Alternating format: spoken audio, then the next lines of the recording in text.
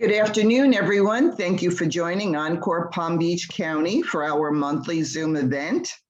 Today's topic is creating new work after 50. We have two very energetic and interesting women sharing with us today. I will introduce you and start you with the founder and chair of Encore Palm Beach County, Rosemary Nixon. Good afternoon, everyone. Thank you for being here. Let me introduce Debbie Wemyss. Debbie is owner and founder of DW Consulting Solutions, a LinkedIn specialist and digital marketing consultant. And I asked Debbie to meet with me today because she and I had a great conversation about a year ago about our experiences of finding new work after 50. And I thought it would be useful for others to do a replay of that conversation. You remember that, Debbie? We laughed a lot, really. Oh, yeah, it went on a lot longer than 45 minutes. That's true. We had a lot to share. So today, new work can be many different things. It's not just finding a full-time job. It could be finding a part-time job or a self-employment gig, like becoming an Uber driver or companion to an elderly person, a work-at-home employee or contractor, an entrepreneur, or even unpaid work as a volunteer. So Debbie, you created new work by becoming an entrepreneur 10 years ago.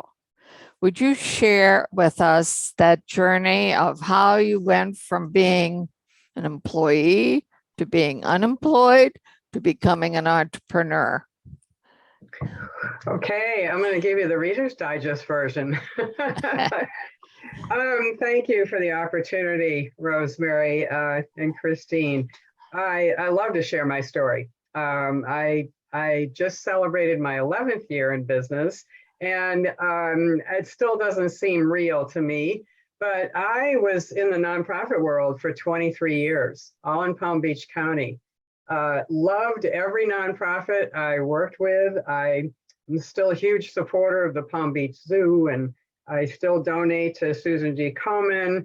And I miss Ballet Florida a lot. But I was always in marketing, media, and PR.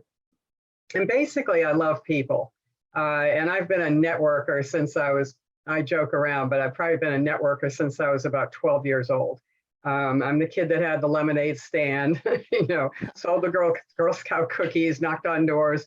I was the Avon lady that actually rang the doorbell and, Avon calling. It goes way back. That kind of stuck with me. It has, that's kind of been in my DNA. So I was in a scenario at 57 where I lost my job, at the nonprofit I was with at the time. Which wasn't entirely unexpected. It was just a scenario that people find themselves in, and it's not by your choice, and things happen. So I was 57, divorced, 2 kids in college. Fortunately, that was prepaid for them, thank goodness. But I had to find something to do. And I was very stubborn. At that point, after 23 years, I was ready to be an executive director. And that's what I went after. And it took me over 100 resumes, literally, and almost 9 months of insisting that I could do this job, I could find another job. And I was in my comfort zone, and that's what kept me there. And that's why it took me so long to realize it was the crash of 2008. Nobody was hiring. Nonprofits of all were cutting back. And I needed to face the reality that I needed to do something else. So that was my first challenge, getting out of my comfort zone and trying to figure out what the heck am I going to do, because I was also running out of money. And that's a real motivator.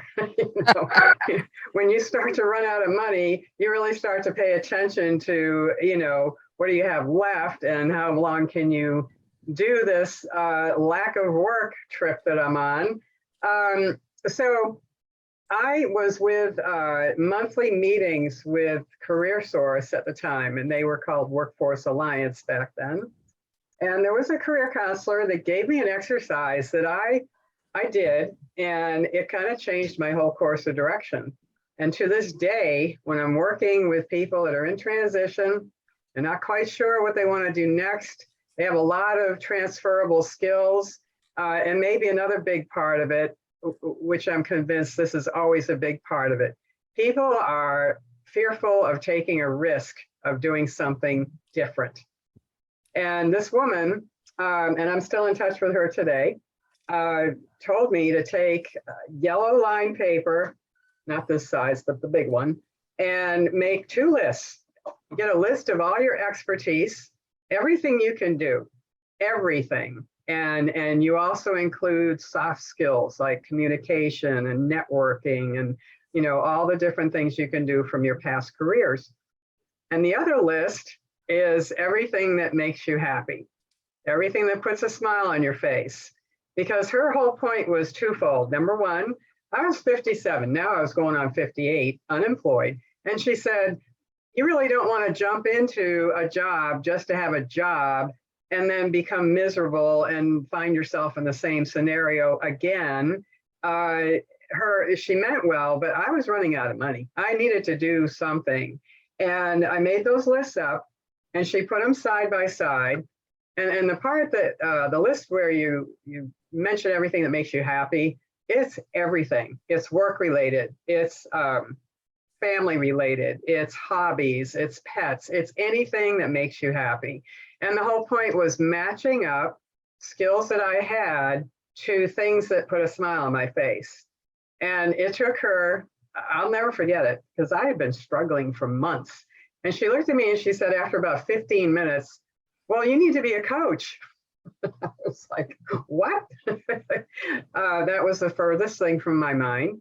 But I'm telling you now, I would not be doing what I'm doing today had she not made that suggestion. Now the challenge was, okay, what am I going to coach? I had no interest in being a business coach or a life coach. Those were the first 2 things she mentioned. So then I had to kind of think about it. Well, all that time, I was getting into LinkedIn as a job seeker. And that's how I discovered LinkedIn. And this is going back, this is going back almost 13, 14 years ago. So anyway, I heard it was a great site for job seekers. I had lots of time. I wasn't working. My kids were in college and I dove in and I really became enamored with the idea of networking online, finding people that you can connect with on a business level and then meet them at a coffee event, a networking event, a luncheon at the chamber, whatever. Get face-to-face with these people, but start from home on your computer. You know, what could be easier? I loved the whole idea. So I started to learn how the back end of it works, what it takes to get connected to people that you need to be connected to, and then how to leverage your network for jobs. So my whole thing in the first couple of years with LinkedIn was all about job seeking and teaching people of any age how to use the site for finding jobs, getting in front of hiring managers. I had to do 2 things. I had to get over my fear of being a business owner. I was terrified, never done anything like that. It was my 4 older siblings. Of course, they're all successfully retired. You know, my 4 older siblings were like, just do it. You know, you have nothing to lose and everything to gain. You know, that's a phrase that I've heard often through my life. And it's true. If you don't get out and try it, you're not going to know what's possible. The other thing I had to do was get used to charging people for my services, because in the beginning, I would meet people at Starbucks, we'd buy coffee and I'd yak away for an hour or so and show them all kinds of stuff. I never thought of it as a business. It was fun for me.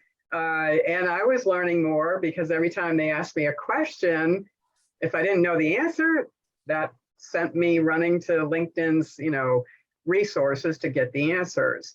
And then one of my older sisters said, when are you going to stop making this a hobby and start charging for your service? Because you have a valued bit of expertise to pass on to people.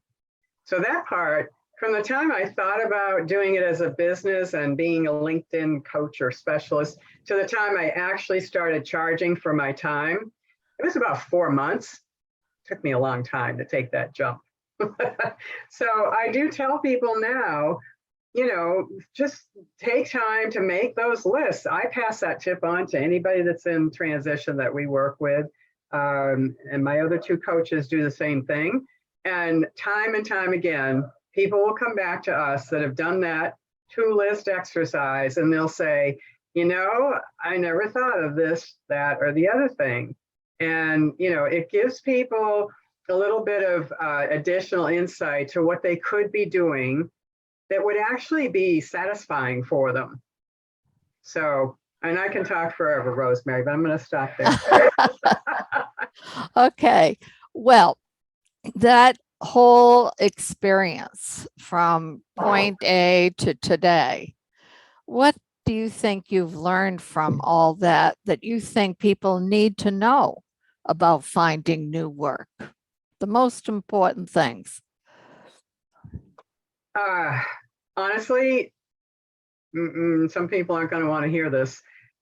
You cannot expect other people to put you in your next job. You need to have the wherewithal and the motivation to know that you are able to find work. It's out there, but you need to put some effort in to do the legwork to find those opportunities. There are lots and lots of resources, and Encore Palm Beach is one of them. You all have a fabulous website with all kinds of links, but people have to push those buttons. Go to those links, go to those resources, and the other thing that's super important: don't stop networking. For months, I went to every morning networking event, everything free. Free became a very important word to me. And there's still lots of free networking out there. Breakfast events, or a lot of times they'll just meet at, not necessarily Starbucks, but I know of several organizations that meet in the morning. I know some that meet for lunches. I know some that meet for happy hour. You don't have to spend a lot of money, but you need to keep your face out there and be meeting people. And I did that for weeks. I would stand up to do my 30-second or 60-second pitch, and I'd say, hey, I'm Debbie Wemyss, and I've got 23 years of nonprofit work in marketing, media, PR. I don't have a clue what I'm doing next, but I want to be out and meeting people, and that's why I'm here. And that's pretty much exactly what I said. So people got familiar with seeing me, and they got familiar with what I had done. And you start meeting people. And every time you meet somebody new, of course, for me, I'm going to tell everybody, go right to LinkedIn, connect, with that person and blow up your network in a good way. But even if you're not using LinkedIn, you need to keep your face out there, and so that people know who you are. They don't forget you, and they know what you do, and they might keep you in mind the next time they have a conversation with someone.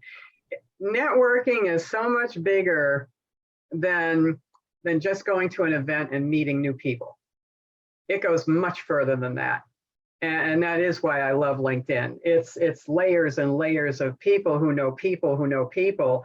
And I've been on there now for 14 years. I've been in business for a little over 11.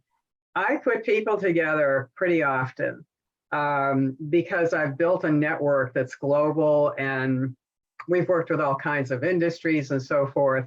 And we do a lot of overviews on the site so that people know what they can do with it. And it all starts on the free membership, and we love keeping people on that free membership.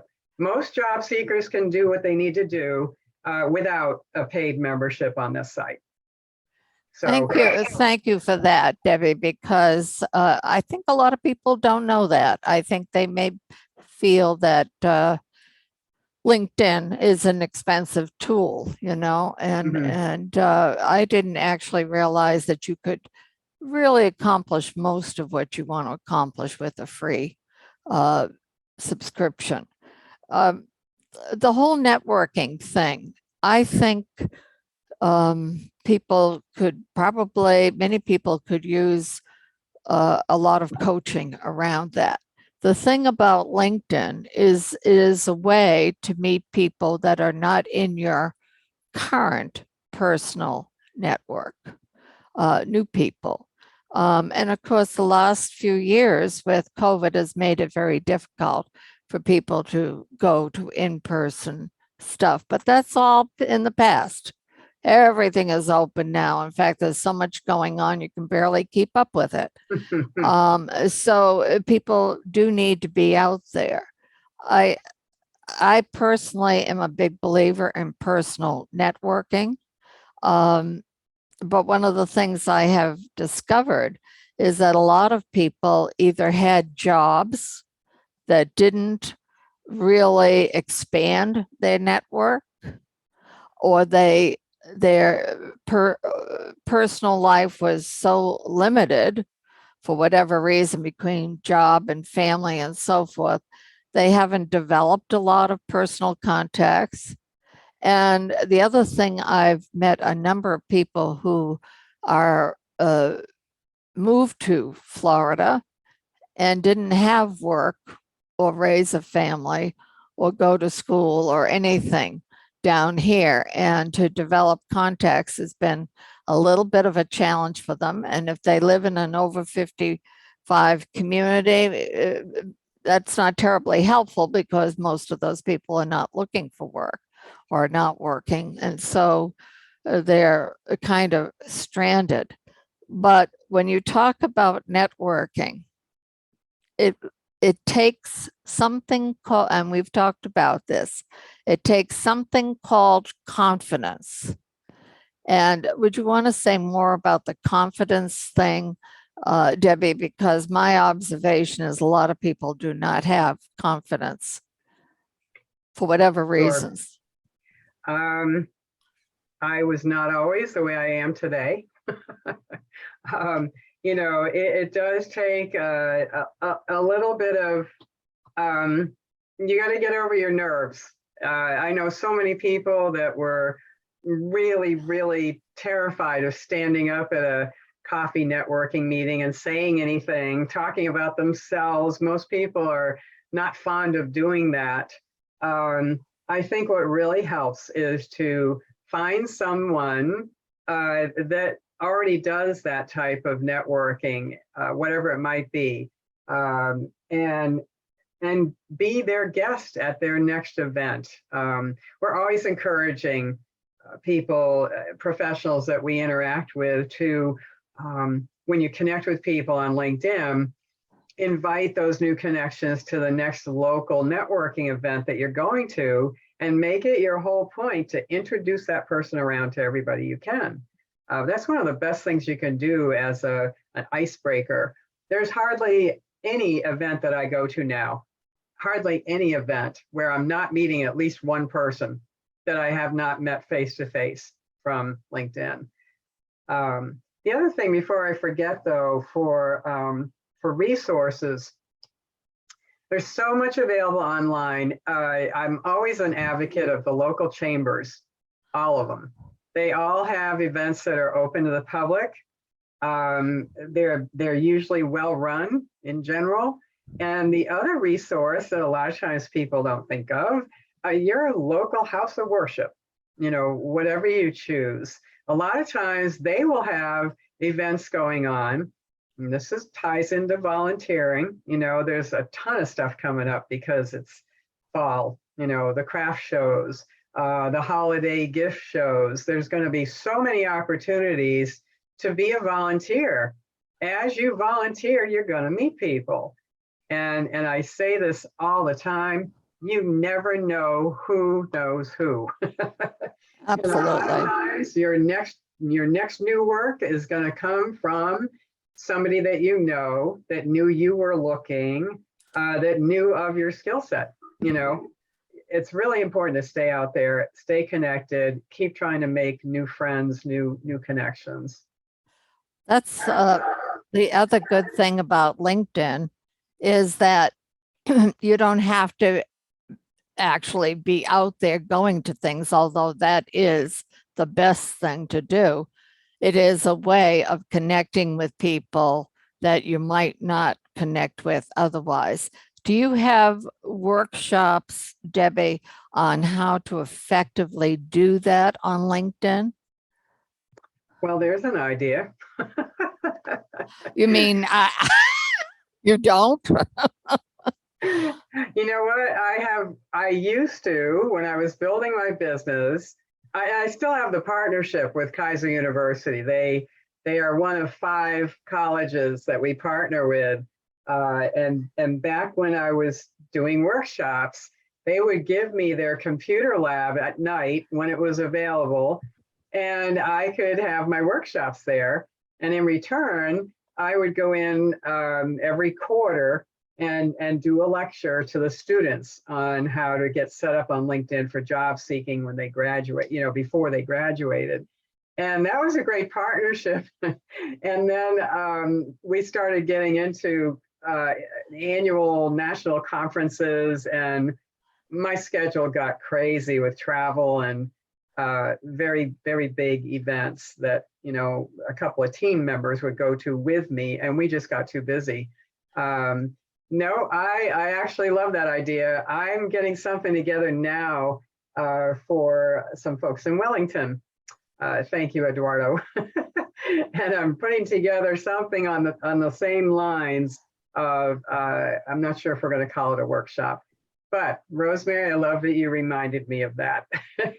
Well, Debbie, now that we all have Zoom, 3 years ago, that would have been a chore. You would have had to have a place and people come and so forth. Now we just do a Zoom thing. Mm-hmm. And I think that could be very valuable. I will tell you my observation after working with people for a number of years.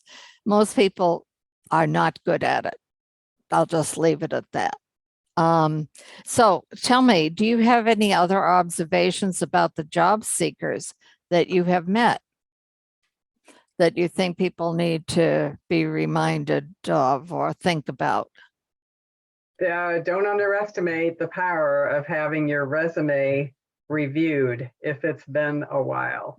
And for most job seekers that are over 50, it's been a while. Things have changed, and there's all kinds of technology involved now with scanning resumes prior to gaining an interview. Have your resume reviewed. We have a couple of people that we refer out that will initially give some sort of a complimentary review, and then it goes from there, depending on what's needed. Resumes are a necessary evil.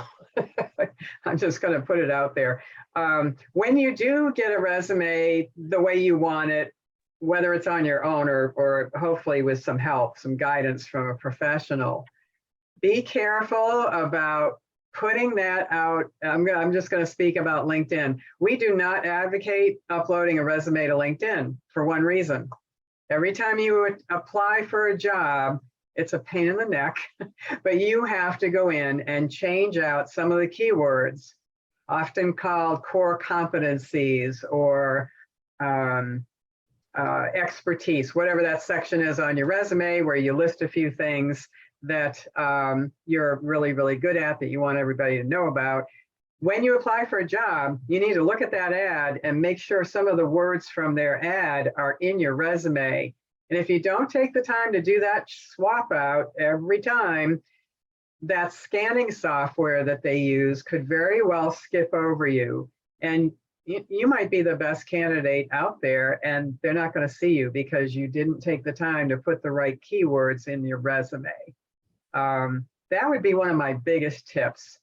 And I've seen it all with resumes. Don't put your picture on your resume. Don't try to get fancy with color fonts and all. That can cause you more negative results than positive. So yeah, resumes are super important. And there's a great feature on LinkedIn now that they just introduced about a year ago, and it's called, it's under the jobs tab at the top of the screen on LinkedIn, and on the left margin, it's called job prep. And there's two things under there. They'll actually help you with your resume, give you some pointers, but the best thing is you can practice video interviews all by yourself. It's between you and LinkedIn. And in 10, 15 minutes after you take a question, get your thoughts together, you take 2 minutes and record it right on your screen. And about 10 or 15 minutes later, they will give you a little report. How many times your eyes went away from the camera? How many times you said, Rob, see, it's fascinating. It's fascinating. And it's available for free. It's a wonderful tool because a lot of interviews are done this way now. And if you're not used to that, that can be unnerving because you're talking to a little hole on your monitor and a lot of times you can't see the other person that's asking you questions. Okay, well, that's excellent advice. Apart from that, resume business, what else do you see that job seekers do wrong? Well, first thing that comes to mind is a virtual interview and not being dressed properly. And I hear that from a lot of HR managers.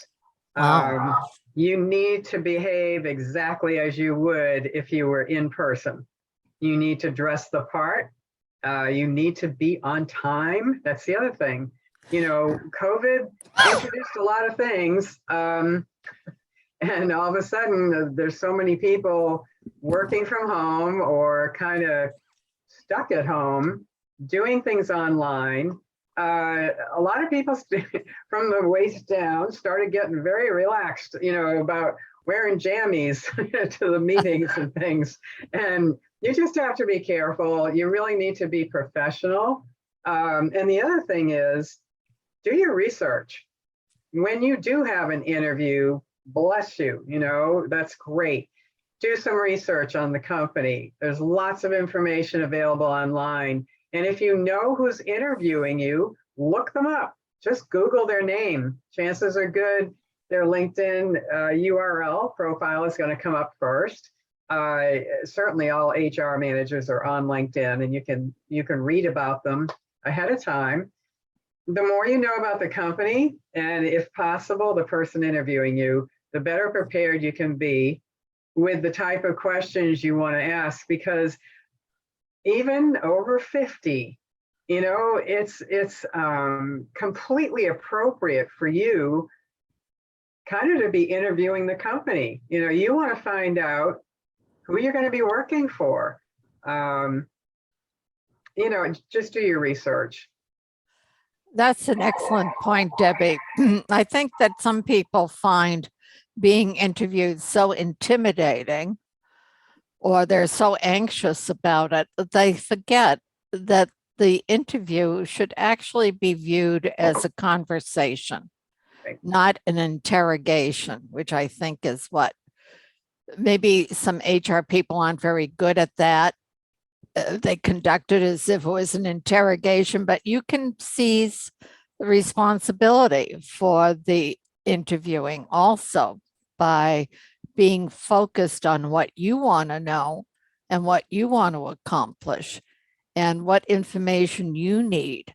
And I think a lot of people don't do that. I think they are so nervous and concerned that they forget that. It should be an exchange of information. Right. There's one more thing that just came to mind that I think is really important. Very, very often, whoever's interviewing you, they might be significantly younger. And one of the things that you need to portray to that person is that you are a flexible professional who is able to take direction from somebody half your age. You know, that's really important because experience is a double-sided sword. to me anyway, when you're over 50 looking for a job, okay, yes, you've got years of experience that the younger applicants don't have. And no one can take that away from you. So you want to come across as having experience and the ability to bring value to that company without making them think you're going to take over. It's a real thing. It is definitely a real thing. So I think making sure that you portray yourself as a learner, a constant learner. You don't know it all. None of us do. We always should be open to learning new things, but you need to impact them with the idea that you've got great experience, you have value to offer that company, you work well with others, and you take direction well. I think those are some really important points when you're a mature job applicant.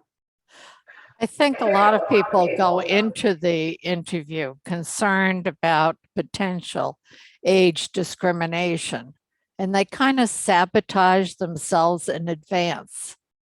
They get a mindset that this is going to be, a minefield, and get anxious about it, when if they just focus on what it is they have to offer,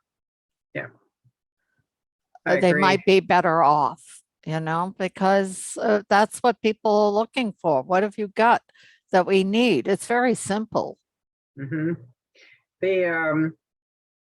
The thing that mature workers have to keep in mind, you've got to find something that is going to keep you motivated to look at every opportunity as a new opportunity. Whatever you experienced with an interview yesterday or last week, whatever sidetracked your confidence, let it go.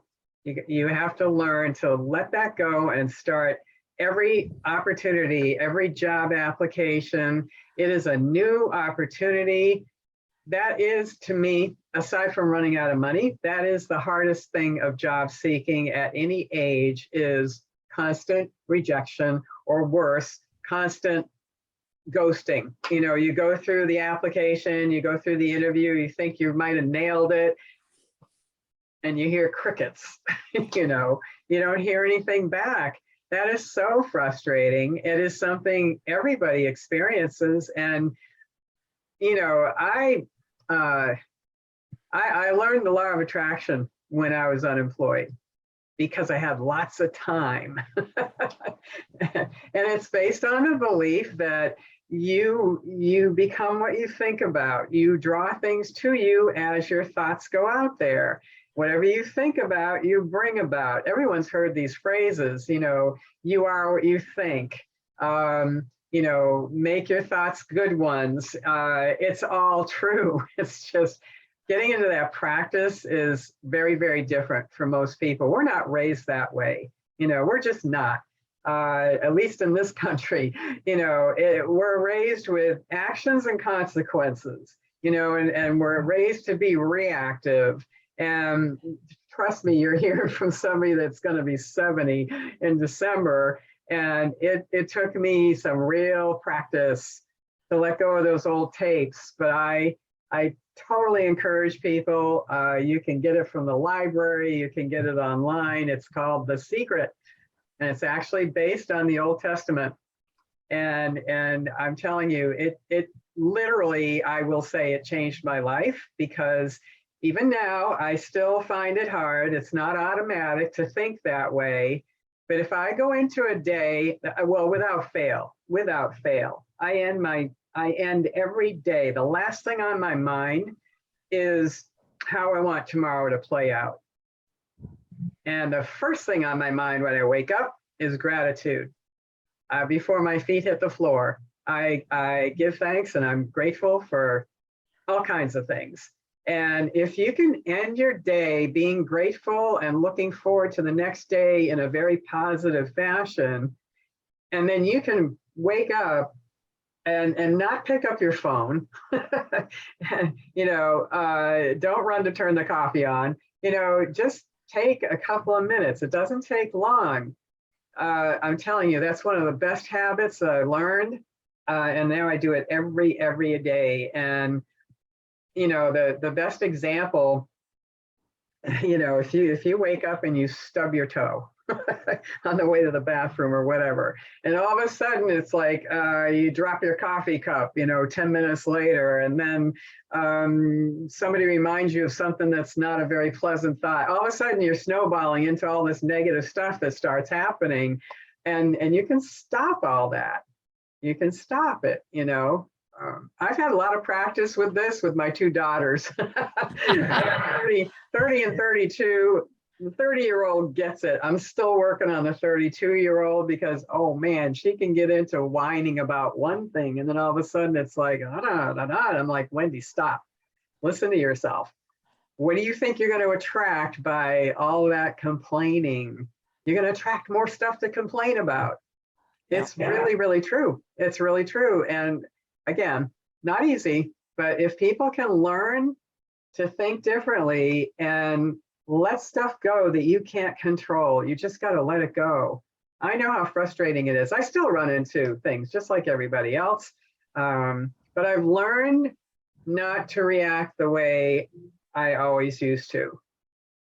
I stop and I think about it and it's gone. Move on. You're very fortunate to have that exposure to that wisdom. I will say that speaking for myself, I guess, you know, everybody's made differently. And some people just tend to be more positive than others for whatever reasons, whatever happened in their lives growing up and so forth. For some reason, people who know me know I have a saying, I swim in a sea of possibility. In other words, I really believe in possibility, that there are all kinds of things out there. I just need to bop around and find them and believe that they're there. And it has worked very well for me. So I'd like to share the experience I had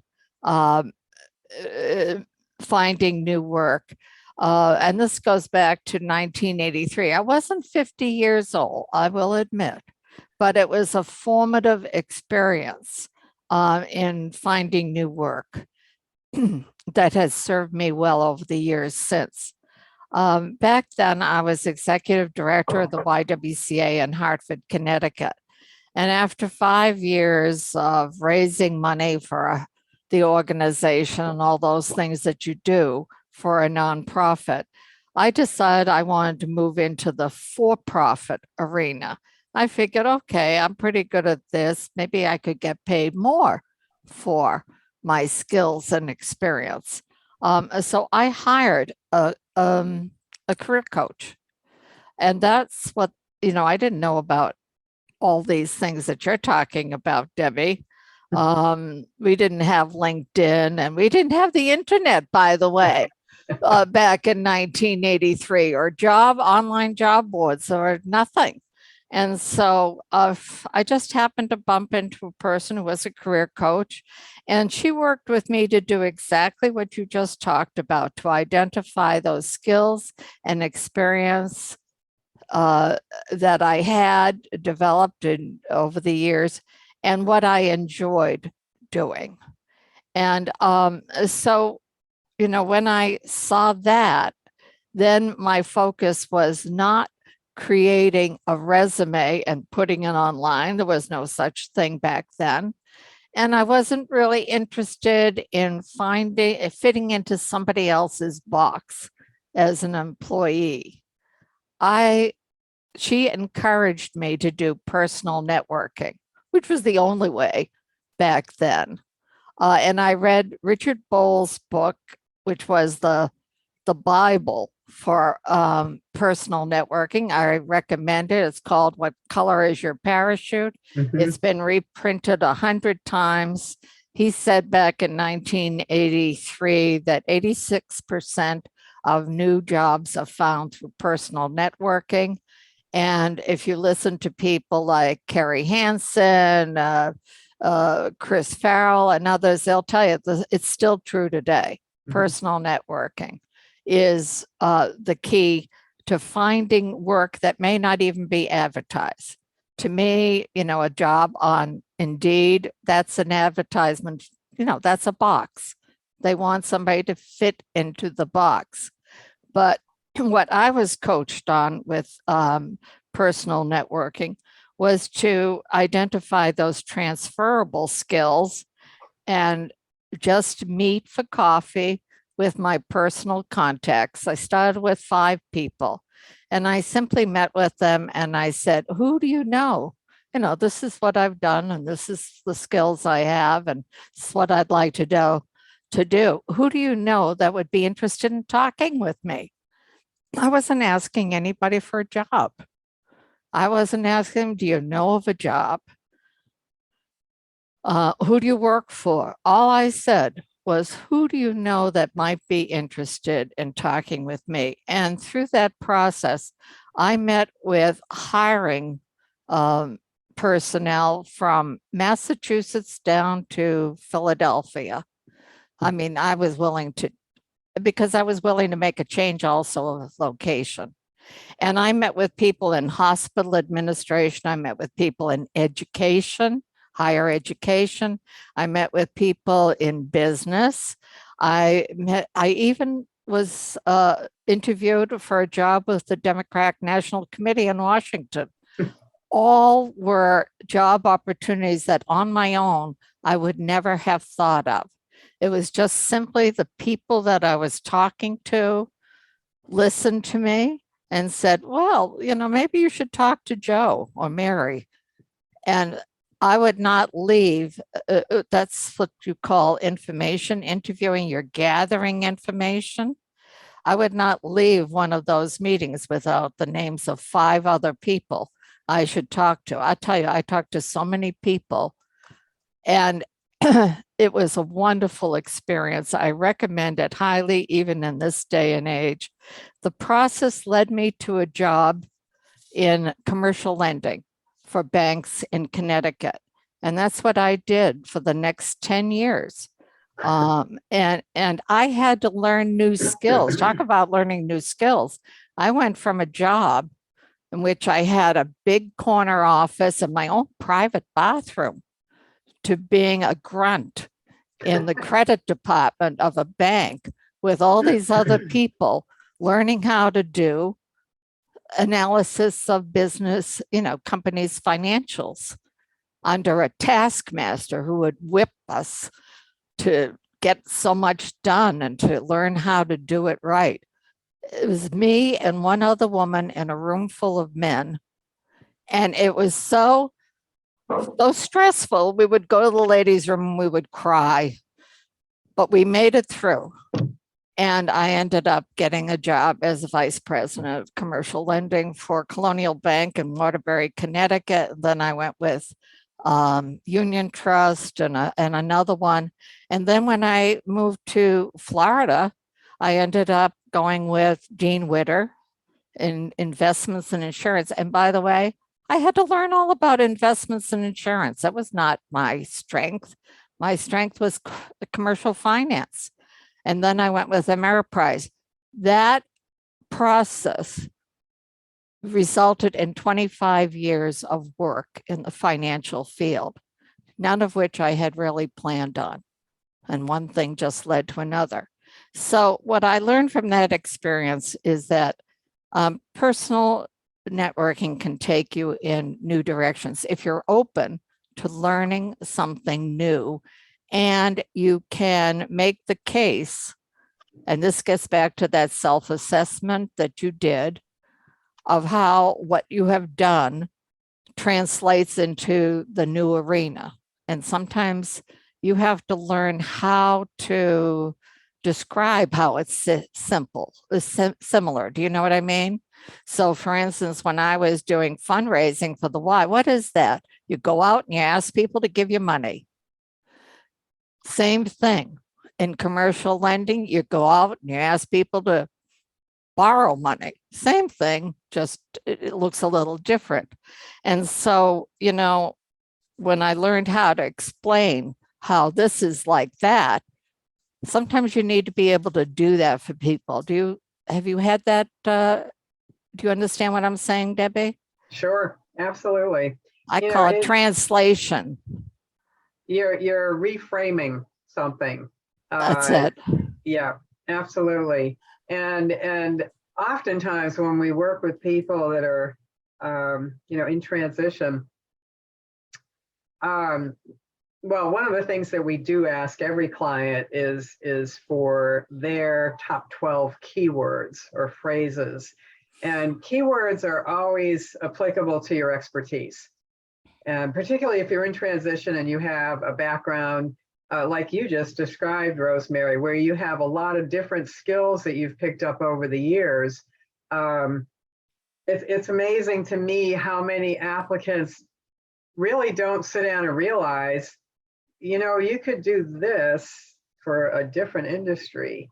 You did fundraising, you might want to go into banking. It would be the furthest thing from my mind, but that's the whole idea, is taking advantage of your expertise and opening your mind to other possibilities on how you can use those different skills, maybe in a different industry.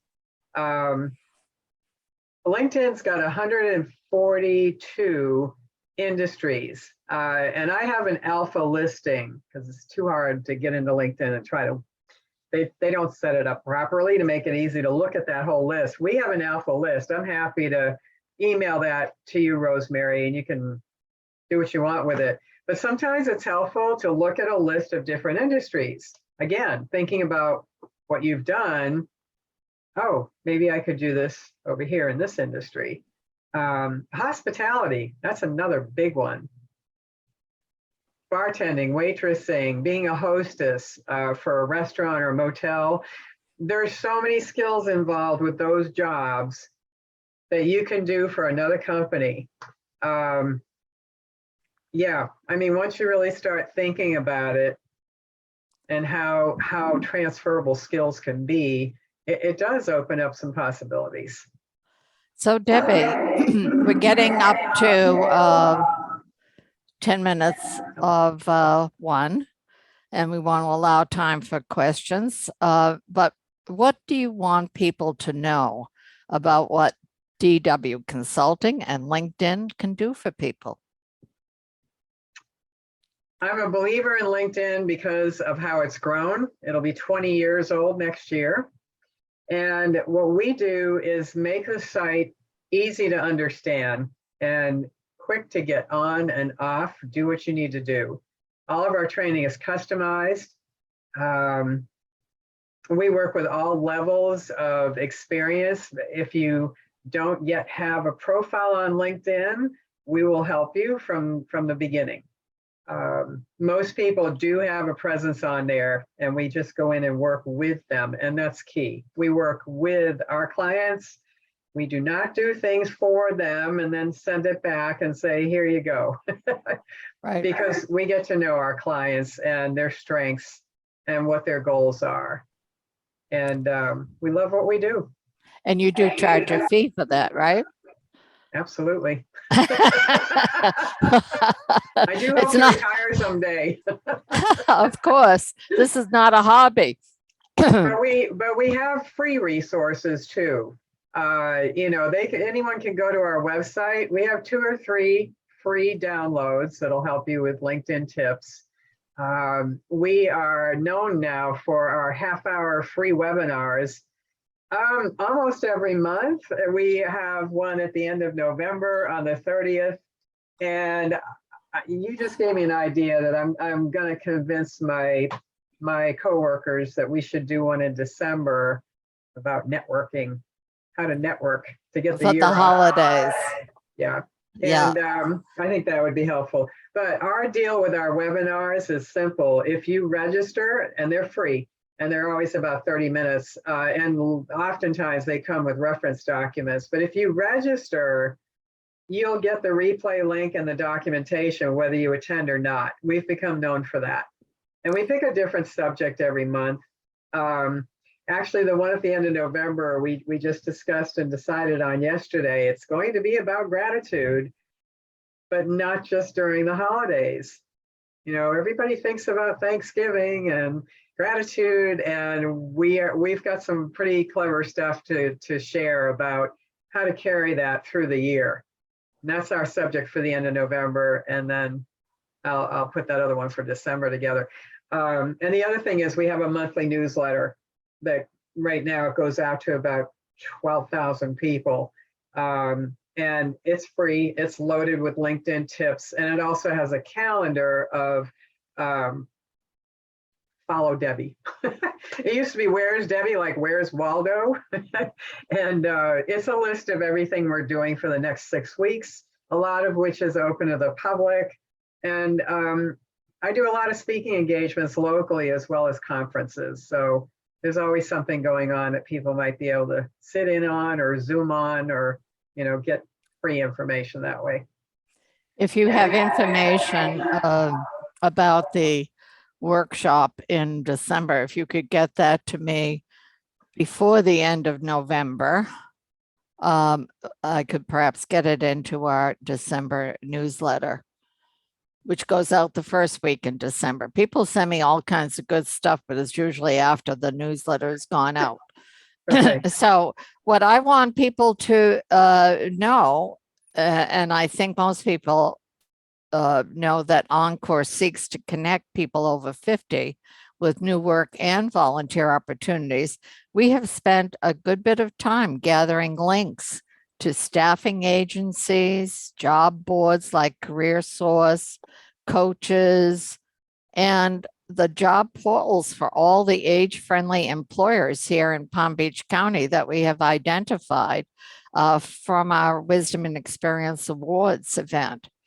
We also have a link to DW Consulting.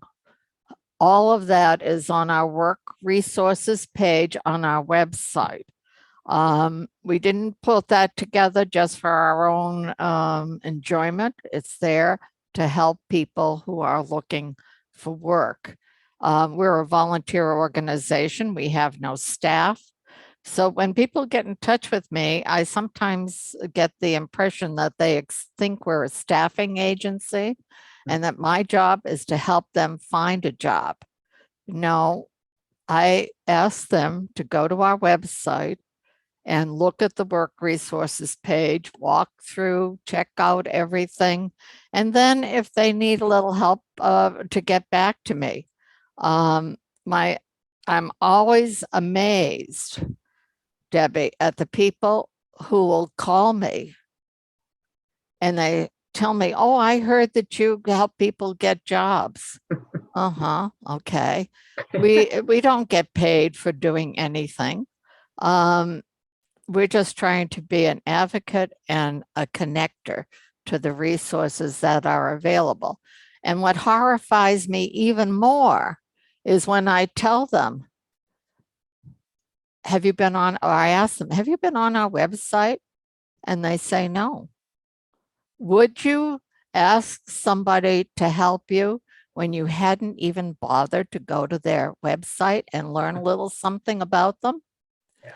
This passivity is something that has astonished me about people. I don't know whether they're just so inexperienced at finding work or so discouraged or what it is. But you said in the beginning, Debbie, you have to work at it. You have to put out the effort. Nobody's going to find it for you. Very true. So, you know, they need to do the work. Sometimes I do take on a coaching client from time to time. I don't have very much time for it. And somebody will say, well, I need help with this, that, the other thing. And I said, well, I charge $100 an hour for that. I can't afford that. I understand that they may not be able to afford it, but I don't work for nothing either. So, you know, I think people need to be a little realistic, and I think it was enormously helpful, Debbie, that you mentioned all those free resources. One thing you did you mention it? Did I miss it? you really got your big help from somebody at Career Source. And the link to that is on our website too. Yeah. And I find a lot of people haven't checked that out. That is a free resource that is paid for by the government and a foundation to help people find work. And they haven't been there. So, you know, the old saying, you can bring a horse to water, but you can't make them drink. So at this point, I appreciate everything that you've shared with us, Debbie. Are there any questions in the chat, Christine, or anybody who would like to unmute themselves and ask a question? There aren't any questions in the chat, but if you have one, please feel free to unmute yourself. Debbie, you've always been so wonderful with so many of us. How can we help you? Oh my goodness. You know, if you ever come across somebody that is having trouble job hunting, just give them my email, tell them to contact me. There's 3 of us that will happily spend 15 minutes on the phone with anyone to try to point them in the right direction. Yeah, thank you, Eduardo. So my feeling is mutual to you. this information is on our website, was in our email address, but Debbie, would you like to just share your email address and the link to your website? Sure. And now I see this is too far away. So the website is dwconsultingsolutions.com. My name is another matter. I do have it on screen there in the corner. It's Wemyss. It looks like Wemyss. It's a Scottish name. You know, I've dealt with it all my life.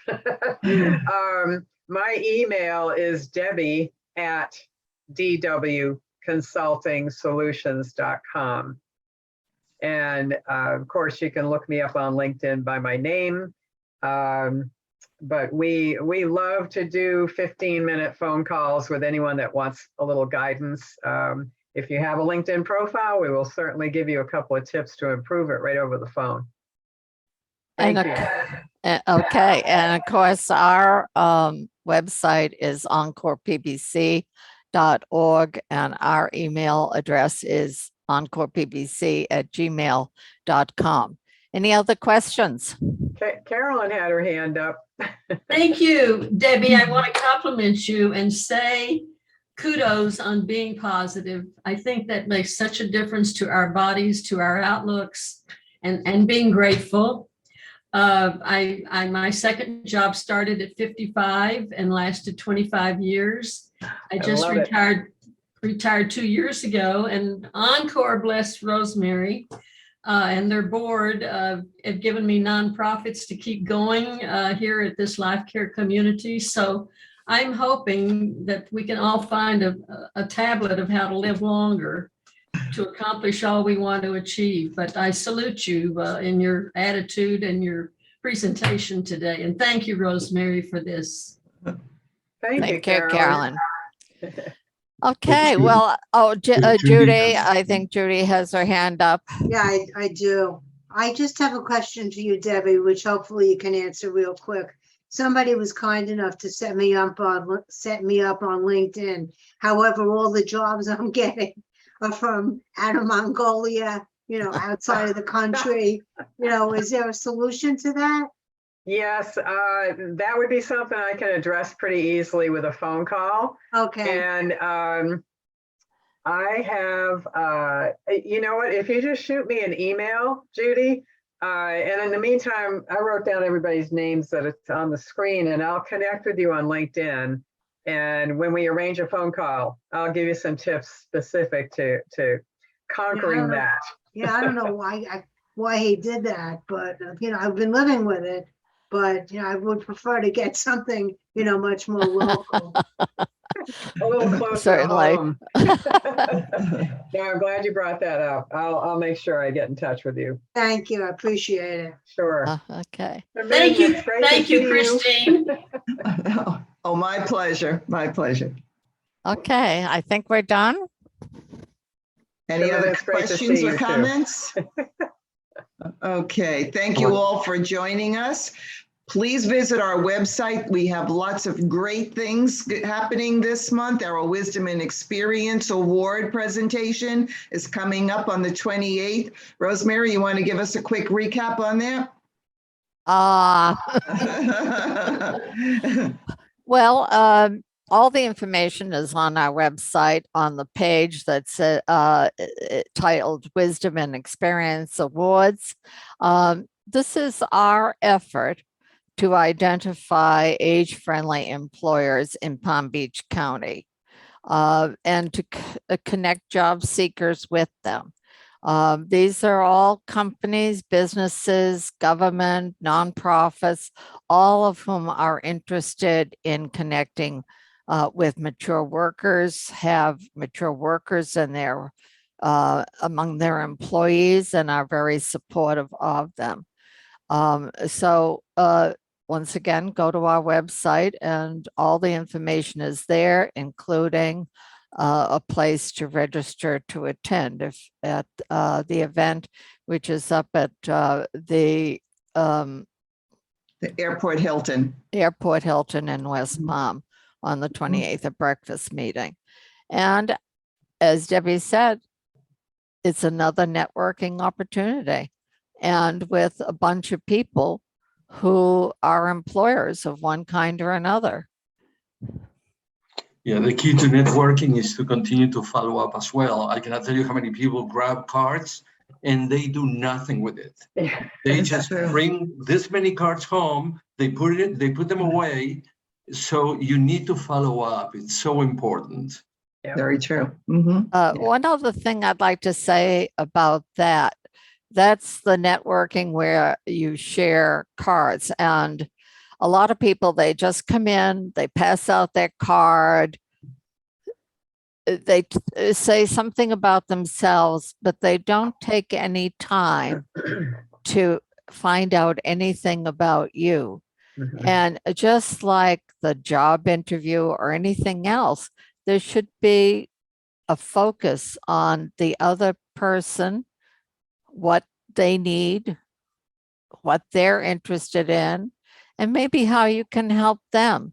I used to do a lot more networking than I do now. And that was my observation, where people were happy to give you their card and tell you all about themselves, but they didn't care about hearing about you and what you do. They took your card, that was it, you know? I know nobody told me any of this, but 100 years ago, when people gave me a card, we didn't even have email. Honestly, I don't know how we all did anything back then. Didn't have email, but if I knew somebody was interested in something, I would literally send them an article that I read in the paper that I thought would be of interest to them. You know, today you could send an email and attach the article, a lot easier. But I mean, that is an indication that you're interested in them. And it's life and business and making things happen is a give and take. You give and then you maybe take. But you should be focused on your networking, on who are these people and is there something I can do for them? And we're Amen. looking forward to Debbie's next networking workshop. So thank you all for joining us. Have a great rest of your day and happy Wednesday. Thank And you. have a happy birthday, Christine. Happy birthday to you. Happy birthday, dear Christine. Happy birthday to you. Thank Nobody's you. gonna hire me to sing happy birthday, I'm sure. Thank you all. Have a great you, day. everybody. Bye-bye. Bye-bye. Bye.